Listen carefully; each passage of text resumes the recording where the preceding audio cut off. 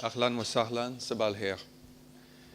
Your Excellency Samir Al-Mabeideen, Minister of Interior, UN representatives, fellow ambassadors, Dr. Salma Nims, ladies and gentlemen. It's a great pleasure to be here today to celebrate this milestone for women, peace, and security in Jordan. The launch of the implementation of the JONAP, or Jordan's National Action Plan on WPS, is a momentous occasion, honoring Jordan and, in fact, the whole region's commitment to UN Security Council Resolution 1325.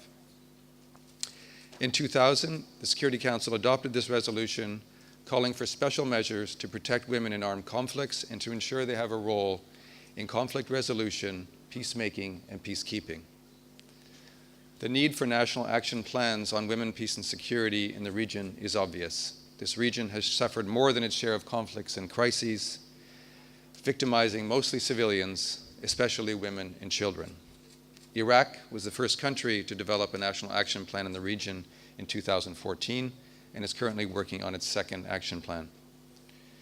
Back in Canada, we launched our first national action plan in 2011 and the second in 2017, and we have learned many lessons that we would like to share.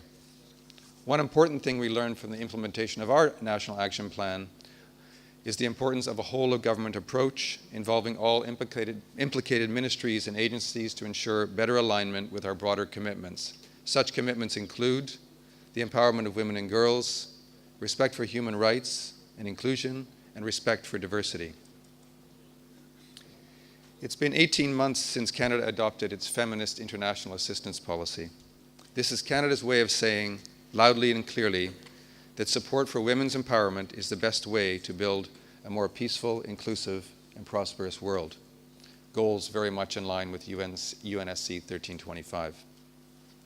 Our sponsorship of this conference and our support for Jordan's and Iraq's plans aim to bring about a more peaceful world, as we believe that taking into consideration the perspective of women and girls increases the potential to achieve real and long-lasting change, durable peace, and better community cohesion. The evidence to prove this assertion is overwhelming. In Jordan, Canada is supporting the training of women gendarmerie officers to join the front lines to respond to critical incidents. This has increased the gendarmerie's ability to respond more effectively to critical incidents, in particular, but not only, where women are involved either as victims or as perpetrators. Canada is also working to support the Jordanian Armed Forces effort to prepare women soldiers for promotion and deployments on UN missions. In Lebanon, Canada is contributing to changing how communities perceive and interact with municipal police and providing training on community policing to police teams which include women police officers for the first time in Lebanon. In Iraq, Canadian police officers are providing training to their Iraqi counterparts in community policing and helping them become more aware of women's security concerns. Canada is also supporting Iraq to increase the number of women in its police force and is working with officials and civil society on drafting Iraq's second national action plan on WPS. On a global level, Canada launched in December 2017, the ELSI initiative for women in peace operations at the UN Peacekeeping Ministerial in Vancouver. This initiative is a pilot project to test ways to increase women's participation in peace operation. Countries such as Jordan are already increasing the number of women peacekeepers on missions, and for that, you are to be commended. I am pleased to see participants from National Action Plan steering committees from Tunisia, Lebanon, Iraq, and the Palestinian territories in the room for today and tomorrow. The exchange of regional and best practice and regional experiences can only enhance collaboration and accelerate achievement of positive results on the ground. I commend Jordan for a comprehensive plan, complete with a performance measurement framework developed over the last 2 years. We'll hear more about the JONAP later today, but I do want to underscore a few characteristics that make it stand out.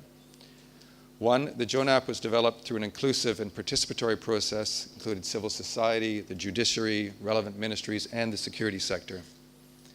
Two, it has the political will and support of the government of Jordan. Three, placing the Jordanian National Commission for Women, or the JNCW, in the driver's seat to lead and coordinate implementation is a decisive step. Canada is proud to be supporting the effective implementation of this plan, along with our friends from the United Kingdom, Spain, Norway, and Finland. And Canada will make a contribution of $1.4 million to the pooled fund managed by UN Women. We will work closely with the JNCW, led by Dr. Nims, the Interministerial Committee on Women's Empowerment, led by Minister Kaur, to make sure the implementation of this plan is a success.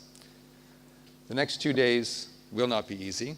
There may be tensions and difficult discussions, but I encourage you all not to waver in your commitment to give it your best and to keep in mind the end goal: empowering Jordanian women and girls to take on a greater role in creating peace, in working in the security sector, and in making this country more equal and more just for everyone.